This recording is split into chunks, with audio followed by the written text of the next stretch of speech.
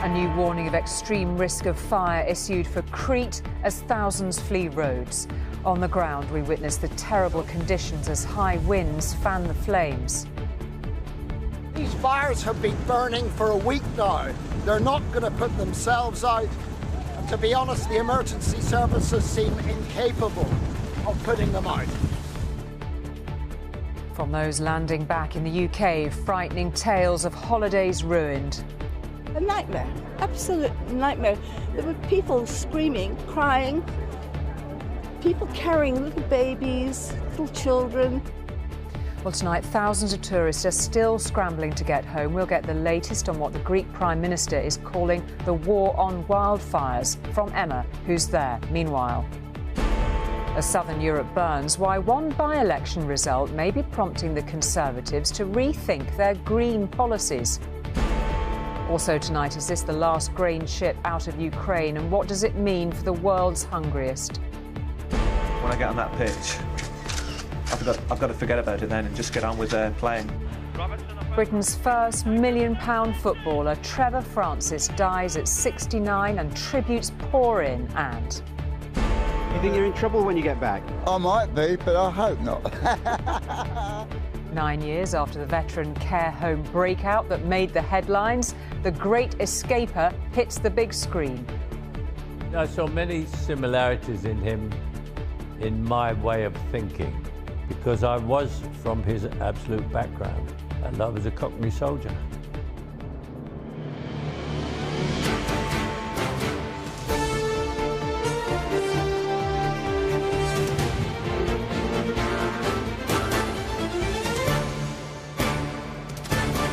This is ITV News at 10 with Julie Etchingham. Good evening. First, it was the raging, rapidly moving flames and thick ash-laden smoke that forced more than 10,000 Britons to escape to safety on the holiday island of Rhodes. The emergency operation to bring them home is continuing tonight. But the crisis on Rhodes is far from over as more wildfires break out, and now it seems other Greek holiday islands are in danger from southern Europe's furnace-like heatwave. Fires on Corfu have also led to evacuations, while there's a red alert tonight on Crete. Holidaymakers arriving back on flights from Rhodes have been telling us their stories. More on that in a moment, but first the latest from the island itself. It was dangerously windy, so we stopped to film this smoking ember. Seconds later, flames were visible. Then the fire leapt to the left as air more than 40 degrees hot and fanned by a strong northwesterly had the effect of a hairdryer.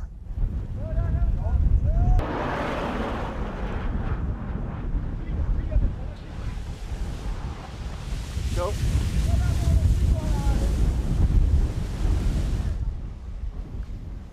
A few seconds later, the flames were leaping again across the island's main east coast highway.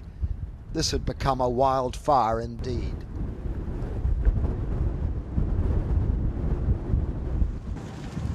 This is pretty commonplace on Rhodes when the afternoon winds come. These fires have been burning for a week now. They're not going to put themselves out. And to be honest, the emergency services seem incapable of putting them out. Their priority was to try to save a beach resort directly in harm's way, but the fire crew found it tough going. Their hose wasn't cooperating and valuable time was wasted. This fire was a good example of why flights out of Rhodes International were among the most sought after in the world today. The situation in departures has improved since yesterday, with the airport and the airlines responding effectively to the crisis. Among those hoping to get home tonight, the Wood family from Harrogate have had a torrid time. James, Rosie and their 5 kids spent last night on camp beds at the airport. They had to spend Saturday night in a school where they felt safe until suddenly 3-year-old Orla let out a scream. This one was... she got stung by a scorpion and she got bitten on her stomach. We left there to go to the hospital, obviously. They were worried about the venom with her being so small. She's fine. She won't take the medicine, which is why I'd like to get home and get her seen to properly.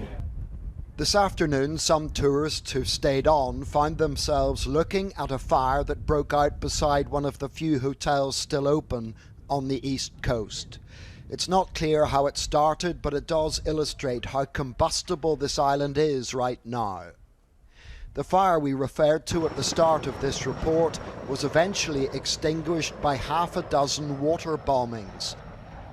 The sheer effort required to put out this comparatively small wildfire shows why Saturday's inferno, more than 5 miles wide, could not be stopped. John Irvine, News at 10, Rhodes.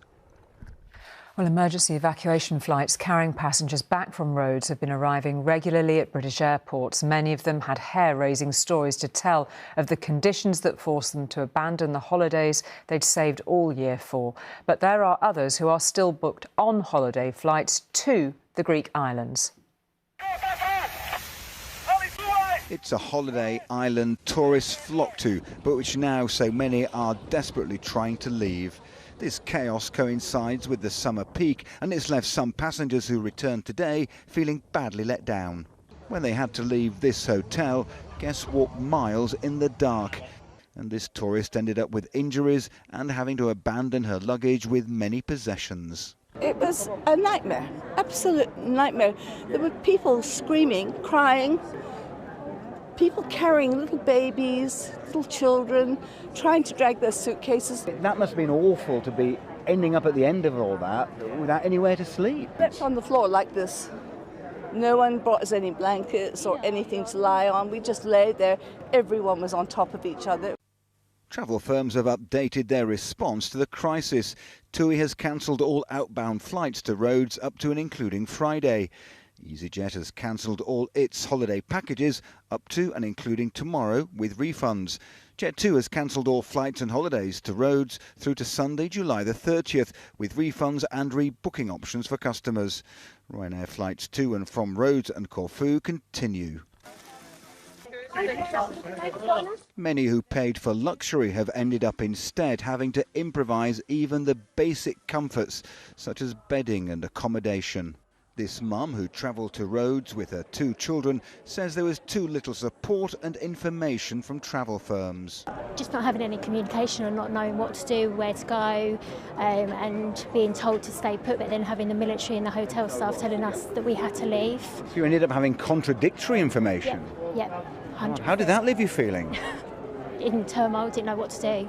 The industry spokesman says tourists are getting help and information. I think the vast majority of people will have been contacted and told this is what your options are. Having said that, that's for people who've been evacuated. There will be many thousands of people on holiday in Rhodes in parts of the island which have not been affected by the fire.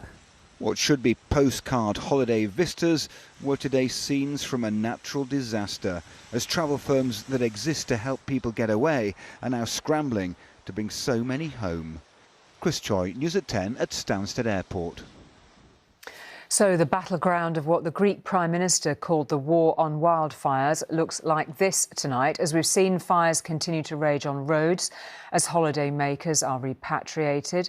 Crete, another popular destination, of course, is tonight on red alert with warnings of extreme fire risk.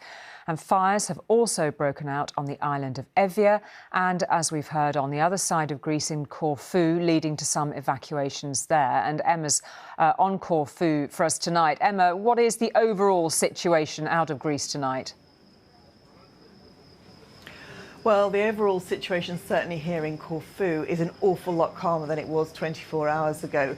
This time last night, tourists and locals alike were seeing their phones light up with emergency evacuation texts telling them to get out of the northeast part of the region. The fire that was burning there was seen to be dangerously out of control, and there was a concern it would engulf some properties and potentially take life. Now, we've been to that scene today. They do seem to have it more under control, and some people have been allowed to go back to their hotels and villas, but they are being warned that that situation could change at any point, and so they have to be vigilant and be willing to respond immediately if they're told to leave. In terms of across this island, and I guess across wider Greece really, most holidaymakers and most people who have their lives here wouldn't really notice anything particularly different because these fires are contained. Rhodes is a particularly complicated situation, but here and elsewhere they do feel quite confident that life can go on in these resorts as normal. But one thing that the authorities are grappling with as they try and work out how to deal with these coming 3 days that they've warned will still have these super high temperatures is exactly what caused the fire here. And there is a very strong suspicion that this is the work of arsonists, and that's why this hillside is burning tonight. OK, Emma, thank you very much indeed for that. Well, west of the wildfires we've witnessed in Greece, extreme heat in Algeria has seen fires kill at least 34 people. The country's interior ministry says more than 8,000 people were evacuated from their homes as a result of nearly 100 wildfires. The deaths include 10 soldiers who were battling fires on the northern coast, where the temperatures rose as high as 48 Celsius. Now, you might think thousands of Britons fleeing the wildfires in a record-breaking European heatwave rams home the message about climate change pretty firmly. It's also barely 2 weeks since the world was experiencing the highest global average temperature on record. Yet here, it seems one narrow by-election result was enough to send the Conservatives scurrying back for another look at parts of their green policies and for Labour to pause for thought too. So Anushka is here to take us through this. And I mean, this is really sort of raw politics, isn't it, Anushka? Working out which policies people will be ready to vote for in a cost of living crisis. Yeah, everyone's looking at the result in this Uxbridge by-election, in which the Conservatives held on because of opposition to ULEZ, which is about clean air, and it has led to these conversations, as you say. I remember 2 years ago when Craig McKinley, a Tory MP, set up the Net Zero Scrutiny Group, a group that was meant to argue against net zero policies. And I remember thinking, will they be the next voice on the Tory backbenchers? And at the time, Julie, the answer was no. They didn't really cut through. But this by-election has given them an opportunity. The Prime Minister hinting that he won't do things that affect the costs on consumers, calling for a pragmatic approach. And today I spoke to the Home Secretary, who I'm speaking to for a Tonight programme on Thursday about direct protest. And actually, she went a bit further. I'm very proud of this Conservative government's track record on the environment and actually leading internationally and also at home. My personal view is I don't think we should be pursuing climate policies to the detriment of people's bank balances, and that economic growth must be the primary objective for our country. Now, I should say there's also a net zero support group on the Tory backbenches. As for Labour, they're having this debate too because they actually lost the Uxbridge by-election. I would say that the focus there is not on whether or not they do the environmental policies they've promised, but how they frame them. They think this shows it has to always be an economic argument. The cost of living trumps everything. So they have to argue that these policies will help people's pockets, not hurt them. OK, Anushka, thank you very much indeed for that. Thanks. To another hotspot now at Indeed, sorry, we're moving to a different story. A snap election that was meant to solve the political gridlock in Spain has apparently instead plunged the country even deeper into it. The mainstream Conservative Popular Party were the single biggest party, ahead of the Socialists of the Prime Minister Pedro Sanchez. But with no majority, they may struggle to form a government. The far-right Vox Party had hoped to be part of a coalition, but they ended up losing support. Now, the head of the United Nations tonight stepped into the growing crisis over Russia's decision to resume its blockade of grain exports from Ukraine, one of the world's major breadbaskets.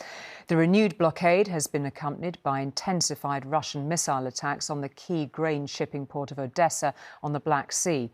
Opening the Global Food Security Summit in Rome today, the UN Secretary-General Antonio Guterres said the world's most vulnerable among the hungry would suffer the worst consequences. The Bosphorus Strait is a narrow shipping lane that links the Black Sea to the rest of the world. Cargo still travels along this vital trade route, but exports from Ukraine stopped abruptly and almost entirely last week when Russia began bombing the port of Odessa, and the attacks are spreading west. Vessels from the Ukrainian ports on the Danube were still coming from the Iranian Ismail, were still transiting through Bosphorus. But just last night, a few hours ago, Russia very daringly hits also the ports on the Danube. And these are ports only literally hundreds of meters away from the Romanian, from a NATO territory. The Danube River was Ukraine's last remaining shipping artery. Now it too is being bombed. This footage was filmed at the port of Reni last night. The United Nations is warning this is a disaster that the world needs to care about. Many communities are one shock away from plummeting into food insecurity or even famine. With the termination of the Black Sea Initiative, the most vulnerable will pay the highest price, as when food prices rise, everybody pays for it. The Black Sea Grain Initiative protected cargo passing in and out of the Ukrainian ports of Odessa and Chornomorsk. In the last year, the agreement has helped enable 33 million metric tons of grains to be shipped through the Bosphorus and beyond. Corn, wheat, sunflower oil, rapeseed and barley bound for ports in Europe, North Africa, the Middle East and Asia. According to the UN, the agreement helped drive down the global price of food by almost 21% in the last year, although it remains well above pre-COVID levels. And last week, when Russia pulled out, market prices headed north again. All this is happening at the very moment when farmers in Ukraine are preparing to go into the fields and start harvesting. If global market prices remain elevated, then supermarket prices in Britain are unlikely to fall. The food inflation is running hot. I think the real concern is that we were expecting it to drop dramatically, and we are already seeing it peak, and the question will be whether we can get back to our historic levels. And right now, that's very difficult to see. Back in the Bosphorus Strait, 5,000 tons of Ukrainian grain are on the water en route to Italy. The Kapiten Sharagan passed through this morning after leaving the port of Izmail. But Izmail is now being bombed, and Ukraine looks increasingly cut off. Joel Hills, News at 10. Friends and colleagues across the broadcasting industry were saddened to learn today of the death of the journalist and news presenter George Alagaya. He was 67 and had been suffering from bowel cancer. A long-serving foreign correspondent before stepping into the presenter's chair at the BBC, George Alagaya won many top awards for his journalism, but he was also held in high esteem for his human qualities. As one tribute put it, empathy was his great strength. He radiated it. Breaking news this evening. For 2 decades, he was the face of the BBC 6 o'clock news. The big stories delivered with authority and humanity, a precious blend that informs the best of journalism. You like me? Well, I like you as well. As the son of Sri Lankan migrants, George Alagaya was a trailblazer who first made his name in Africa. Thabo Mbeki and Nelson Mandela, the double act that will lead South Africa till the... It was a time of great hope. It's a scene of medieval squalor and hardship. And in the Rwandan genocide, absolute horror. A generation of orphans, that's the legacy of Rwanda's conflict. The tragedy unfolding here begs a question. For how long and at what human cost can these camps be sustained? But it was his own inspiring story of adversity and survival that won him renewed respect beyond the world of television news after his diagnosis 9 years ago of bowel cancer. What we don't have here in England is screening, in my opinion, early enough, right? If you're in Scotland, you get screened at 50. If you're anywhere else in Europe, you get screened at 50. Here in England, you get screened at 60. Now, I'd probably have been dead, you know, by the time I was 60. He campaigned with us to lower the screening age for bowel cancer to 50, and that was a success. And so we're delighted to see the steps that have been taken to make that a reality. But he will be so very, very badly missed. You can keep up with all the latest developments on the... He was last seen on our screens towards the end of last year.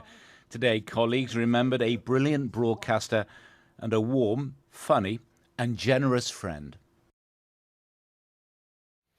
Journalist and newsreader George Alagaya, who has died at the age of 67 and who will indeed be missed.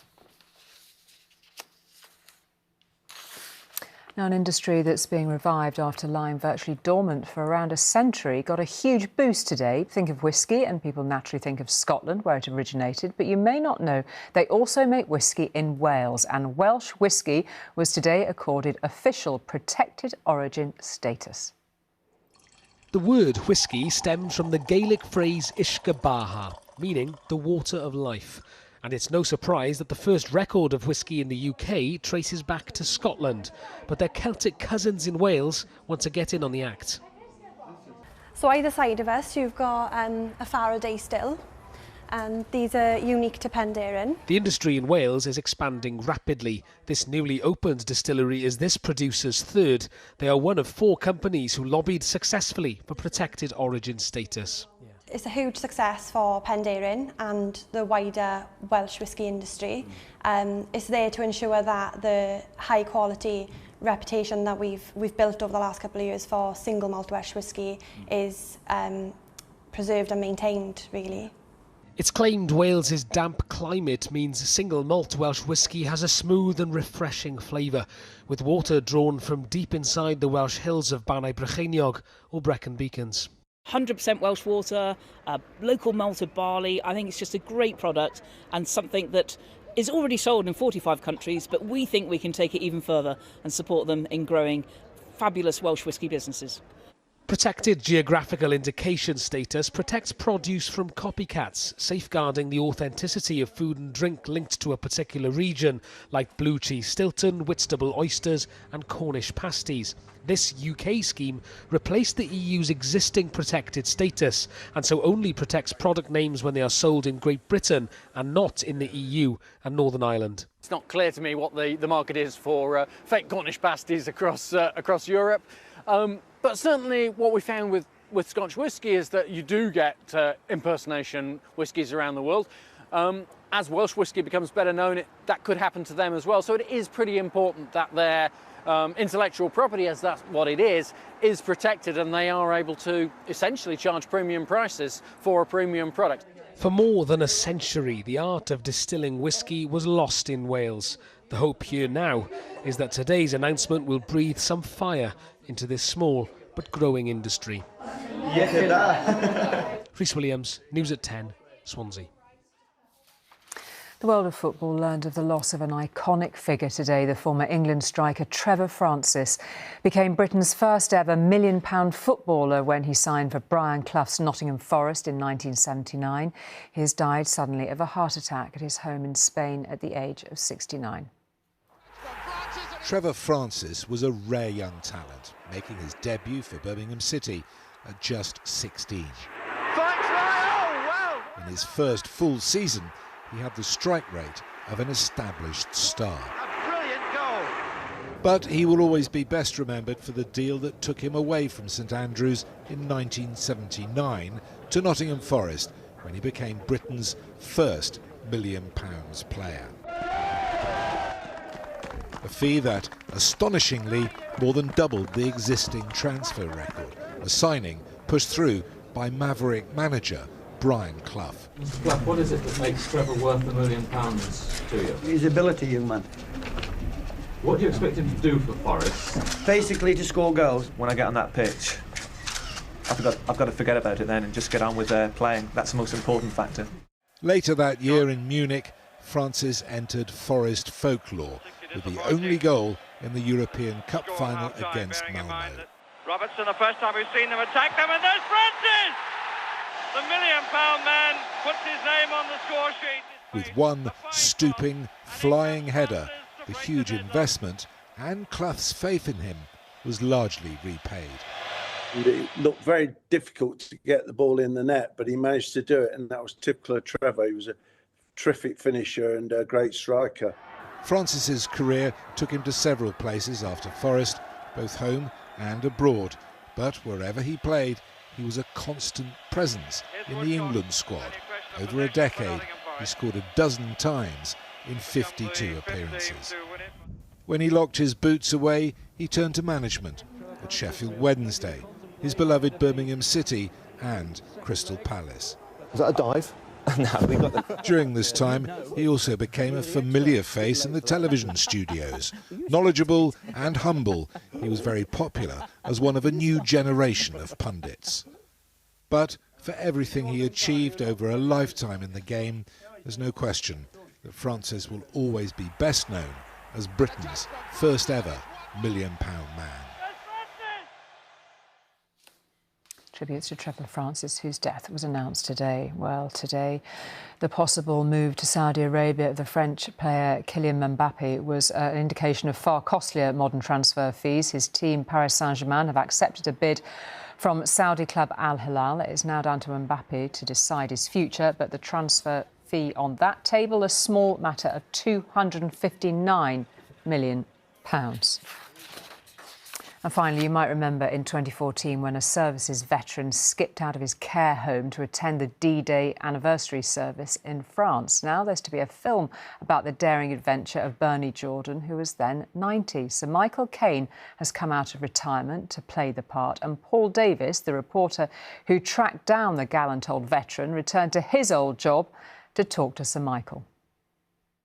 I've been in the papers, I've been on TV. 90-year-old coffin dodger. Honours the glorious dead.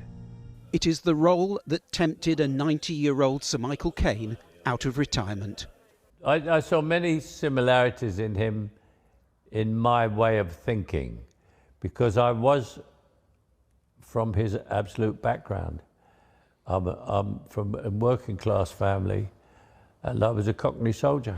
Where is he? Sir Michael plays a 90-year-old veteran who absconds from his care home when told he can't go to France to attend the 70th anniversary of the D-Day landings. So determined to honour his fallen comrade, the D-Day veteran made a break for the coast and mounted what has now been dubbed the Great Escape. The movie is based on the true life story of Bernie Jordan, a Royal Navy veteran of D-Day who captured the nation's imagination in 2014 when he made the secret journey to Normandy to join those honouring fallen comrades. By the time he returned to Britain, he'd won the status of national treasure. Bernard, first of all, tell me why you did it. Back then, it was my ITV News team that first found the missing veteran in France, a moment I was able to share with the man now playing the role. Have you any idea how much interest there's been in this? Oh, I didn't realise that there was. No. Do you think you're in trouble when you get back? I might be, but I hope not. Good luck. A lovely little fella, isn't he? Oh, I'm glad you showed me that, because I had no idea. I'll take you for a spin along the front. In the film, Bernie Jordan's wife Renee, who also lived in the Brighton care home, is played by Glenda Jackson, her last role. He's in France. Bonjour. At 90. Well, he has done it before. Only then, of course, they were shooting at him. Her death just months after filming ended stunned her co-star. She didn't seem sick at all. I mean, I didn't see anything wrong, you know. I was wondering when I was going to do the next picture with her. Mm-hmm. It came as a terrible shock. Oh, it was a complete surprise to me. I mean, a terrible shock, because I loved it. Working with two legends, an experienced director Oliver Parker will cherish. The bond that you really need for those characters just work like that, and the sort of intimacy and the trust and the playfulness, which gives you layers of character. The deep rapport was available to you both. It really comes across. Using flashbacks, The Great Escaper is brutally honest about the pains of war and getting old. What a waste. The media depicts old age as a kind of cheery, sweet, sanitized thing, and the same for war as an honourable thing. He aimed his rifle at both those targets and takes them both down, in my opinion. I couldn't leave you all on your own. Above all else, this is a love story. Are you coming to bed? Yours or mine? Ooh. Sir Michael says The Great Escaper is almost certainly his last movie, unless the dream combination of the perfect script and perfect First Lady should ever happen again. Paul Davis, together. News at 10. Love it, and thank you to Paul too. That is it for tonight. We will see you again tomorrow. Good night.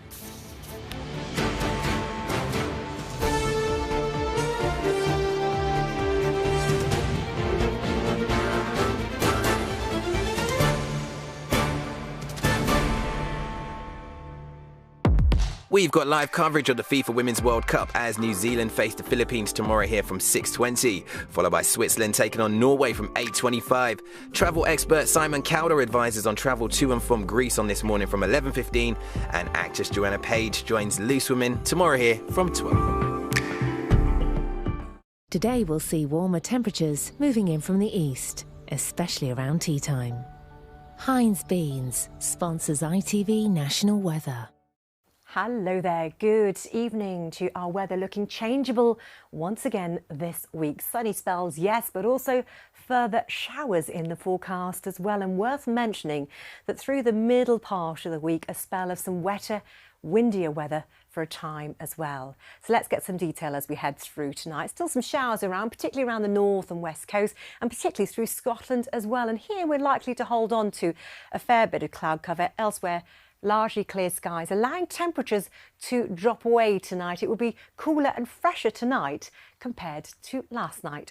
So heading into Tuesday, another day of sunshine and scattered showers. The showers most heaviest, most frequent, I think, through Scotland and northeastern parts of England as well. Further west, fewer showers. I think for Wales, southwest England, not a bad day overall. So more sunshine, less of a breeze too. Our temperatures a degree or so warmer than today. Have a good night. Bye-bye for now. Heinz Beans sponsors ITV National Weather.